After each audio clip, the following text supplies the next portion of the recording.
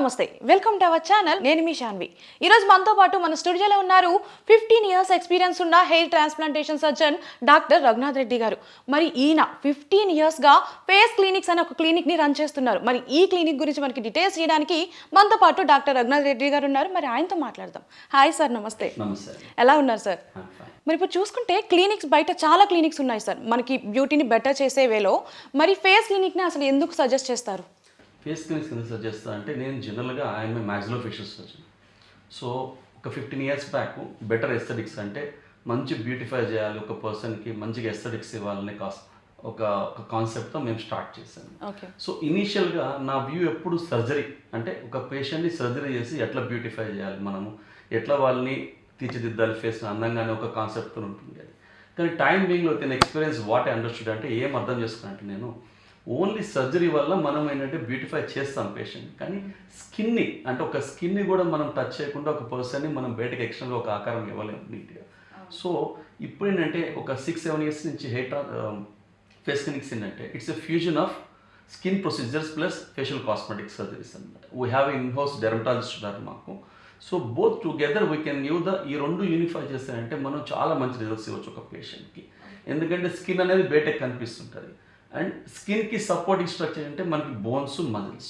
So I can deal with bones properly. అంటే మనము soft tissue surgeries చేస్తాము, Boney surgeries చేస్తాము. అన్ని సర్జరీస్ చేసినప్పుడు దాంతోపాటు స్కిన్ ట్రీట్మెంట్స్ కూడా చేసినప్పుడు మనకి ఒక పర్సన్ చాలా అందంగా తయారయ్యడానికి ఛాన్స్ ఉంటుంది. సో ఈ రెండు ఫ్యూజన్ ఫేస్ క్లినిక్స్. ఓకే, మరి మీరు ఎలాంటి సర్జరీస్ ఇక్కడ ప్రొవైడ్ చేస్తారు ఫేస్ క్లినిక్స్లో? ఫేస్ క్లినిక్స్లో మనం కంపల్సరీ అంటే 100% మొత్తం ఫేషియల్ సర్జరీస్ అన్ని ప్రొవైడ్ చేస్తాం. మన అప్పర్ ఫేస్ని తీసుకుంటే మనకి సో హెయిర్ ట్రాన్స్ప్లాంటేషన్ ఆ ఫేస్ క్లినిక్స్లో మెయిన్ చేసే ప్రొసీజర్ ఏంటంటే మెయిన్లీ హెయిర్ ట్రాన్స్ప్లాంటేషన్. నాకు హెయిర్ ట్రాన్స్ప్లాంటేషన్లో 15 ఇయర్స్ ఎక్స్పీరియన్స్ ఉంది. సో హెయిర్ ట్రాన్స్ప్లాంటేషన్తో పాటు మనము ముస్టాచ్ అంటే క్లెఫ్ట్ ముస్టాచ్ స్కార్స్ వస్తాయి. అంటే ఎప్పుడైనా సపోజ్ ఒక పర్సన్ అనుకోండి యాక్సిడెంట్ అయినప్పుడు మనకి ఐబ్రోస్ కట్ అయిపోవటం కానీ, లేదంటే మనకి ఇక్కడ ముస్టాచ్ దగ్గర అంటే మీసం దగ్గర స్కార్ రావటం కానీ, దెబ్బ తగిలినప్పుడు బియర్డ్ కానీ బర్న్ అయిన కేసెస్ కానీ, అదర్వైజ్ బియర్డ్ యాక్సిడెంట్ వల్ల బియర్డ్ స్కార్స్ కానీ, ఈ కేసెస్ అన్నింటిలో మనం ఏంటంటే ఫేషియల్ హెయిర్ ట్రాన్స్ప్లాంటేషన్ కూడా చేస్తాము. ఇప్పుడు చాలా ఏంటంటే రెగ్యులర్గా ఎస్థెటిక్స్ అంటే ఇప్పుడు బియర్డ్ అనేది చాలా చాలా కామన్ ఫ్యాషన్ అయిపోయింది. Growing beard is a very big fashion now in the males. So చాలామంది ఎస్థెటిక్ పర్పస్ కోసం కూడా ఈ బియర్డ్ హెయిర్ ట్రాన్స్ప్లాంట్ చేయడానికి వస్తున్నారు.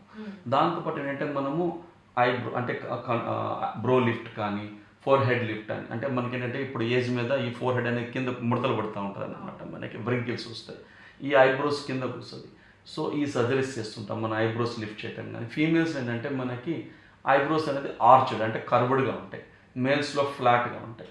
సో ఆ కర్వీనెస్ అనేది మనకి ఏజ్ మీద ఉందంటే మనకి స్కిన్ యొక్క లూజ్నెస్ వల్ల ఫీమేల్స్లో ఫ్లాట్ ఐబ్రోస్ అయిపోతాయి. సో ఆ ఫ్లాట్నెస్ని మనం కర్వ్ చేసుకోవచ్చు సర్జరీతో. మినిమం చిన్న చిన్న సర్జరీస్తోనే మనం దాన్ని నీట్గా చేస్తాము. బోటాక్స్ చేస్తాం, ఫిల్లర్స్ చేస్తాము, అండ్ నోస్ సర్జరీస్. అంటే ఈచ్ పార్ట్ అంటే ఒక్కొక్క పార్ట్కి మనం రౌండ్గా తీసుకున్నప్పుడు రకరకాల సర్జరీస్ ఉంటాయి. ఇప్పుడు కళ్ళు అనుకోండి, రౌండ్గా కళ్ళ మీద ఏంటంటే మనకి పైకను బొమ్మలు కిందకి రావటము, ఒక్కొక్కసారి మనకి విజన్ కూడా మనకి ఇంపేర్ చేస్తాయి యాక్చువల్గా. సో దాన్ని మనం బ్లెఫరోప్లాస్టీ అంటాము. బ్లెఫరోప్లాస్టీ అంటే ఈ ఎక్సెస్ స్కిన్ని ప్లస్ ఫ్యాట్ని రిమూవ్ చేస్తాం. కింద కూడా అంటే మన కళ్ళ కింద క్యారీ బ్యాగ్స్ అంటారు జనరల్గా, కింద కూడా ఈ ఫ్యాట్ బల్జ్ వల్ల మనకి మనకి ఎత్తుగా రావటం కానీ, వీటన్నిటిని మనం సర్జరీస్తో ట్రీట్ చేసుకోవచ్చు.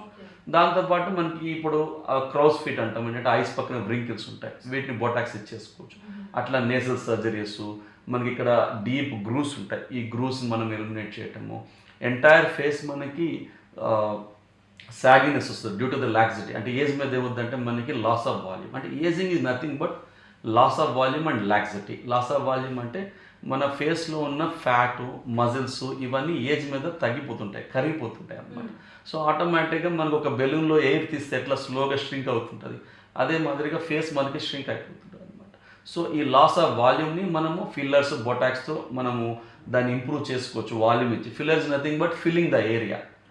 అట్లే మనం ఏంటంటే సర్జరీ థ్రెడ్ లిఫ్ట్తో ఈ కిందకి సాగే లాక్సిటీ ఉన్న స్కిన్ని మనం లిఫ్ట్ చేసుకోవచ్చు, థ్రెడ్ లిఫ్ట్ కానీ, సర్జికల్ ఫేస్ లిఫ్ట్ కానీ.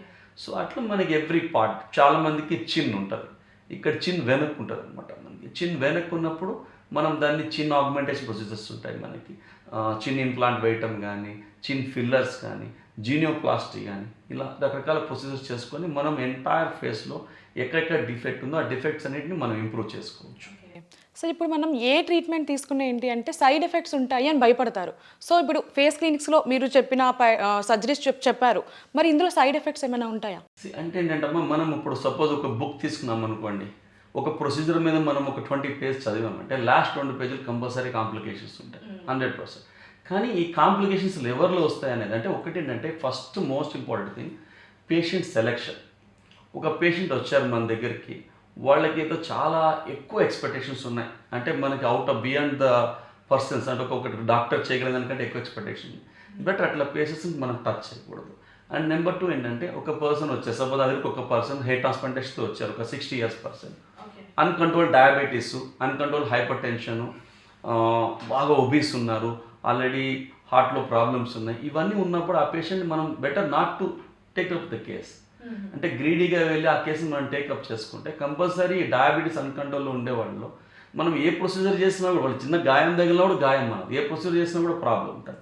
సో ఇట్లా కేసెస్ని మనం ఎలిమినేట్ చేసుకొని గుడ్ కేసెస్ని మనం తీసుకొని which are good for the patient and for the doctor తీసుకున్నట్టుకల్లా చాలా వరకు మనకి కాంప్లికేషన్స్ అనేవి ఉండవు. చాలా వరకు మనం ఎలిమినేట్ చేసి 90%. నా 15 yearsలో నేను హెయిర్ ట్రాన్స్ప్లాంటేషన్లో ఒక కాంప్లికేషన్ కూడా చూడలేదు. సో బేసిక్గా మనకి కంట్రోల్ డయాబెటీస్ ఉండే వాళ్ళకి చేసుకోవచ్చు ఏ ప్రొసీజర్. అన్కంట్రోల్డ్ డయాబెటీస్ ఉంటే మాత్రం బెటర్ అవాయిడ్ ద కేస్.